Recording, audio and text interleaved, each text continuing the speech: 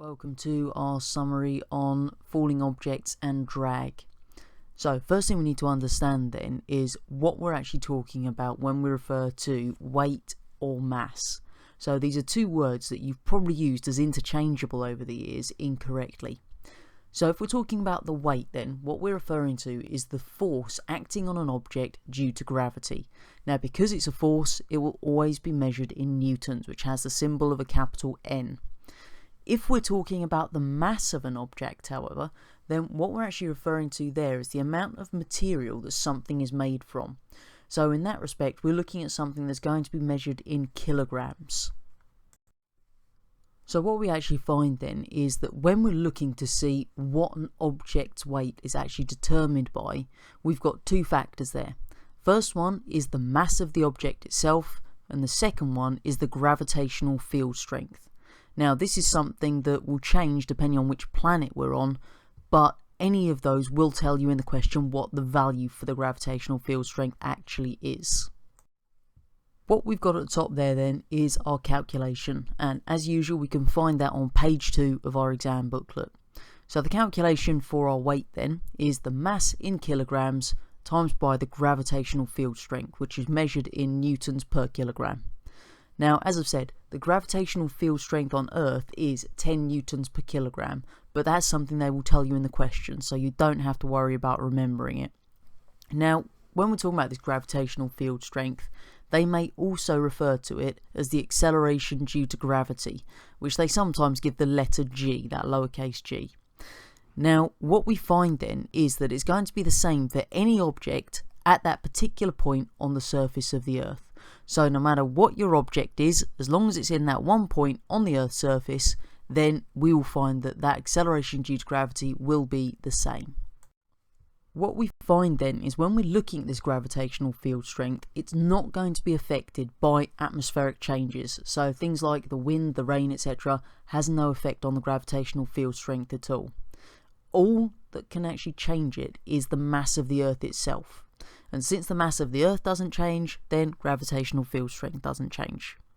What we will find, however, is that there is a very slight variation at different points on the Earth's surface, but it's never anything significant.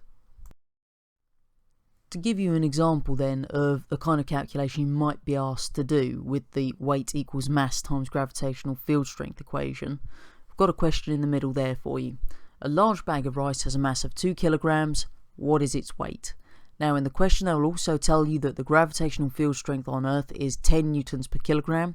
So all we need to do there is mass times gravitational field strength. So 2 times by 10, which gives us the weight of 20 newtons.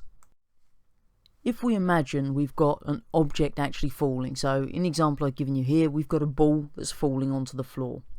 Now as soon as we take away the surface that's holding the ball off the ground, then gravity makes that ball accelerate downwards.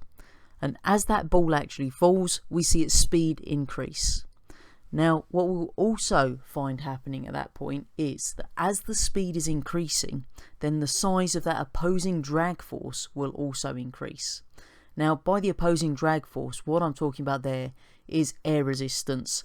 As the ball falls through the air, then it's going to be hitting those particles, and that means that there will be a force acting against its motion, so acting the opposite direction to the way it's going.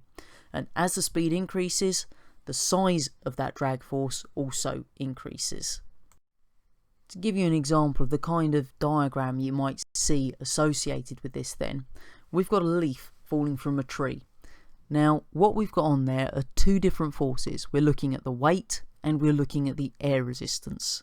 So what we can see in that top part of our diagram there, as the leaf just begins to fall out of the tree, is that the weight is a much greater force than the air resistance, and the way we can tell that is by the size of the arrows. Now as that leaf continues to fall, gravity is going to be making it accelerate, so its speed increases, and as a result of that the air resistance also increases. And eventually what we find then is that air resistance and weight become balanced, and that then means that the speed of our leaf is constant. When we actually have an object that falls through a fluid, and by a fluid what we're talking about is either air or water, then we have drag acting on it, and that is as a result of the friction. So as it's falling through that fluid, there are particles in the fluid that are knocking into our object. So as soon as we have that, we get friction occurring, and that's going to slow down our objects. Now what we find is the faster it moves, the greater that drag force will be. If, however, we have no atmosphere, so this is our example on the moon for example, then we have no drag force. If there's no atmosphere, there are no particles, therefore there is no drag force. So what you can actually see are there are some great videos online where we'll drop things like a bowling ball and the feathers at exactly the same time from the same height in an area that has no atmosphere. We've artificially removed it, and what you can see in that video is that the two fall at exactly the same rate because we have no drag force slowing down those feathers as we'd normally see on Earth.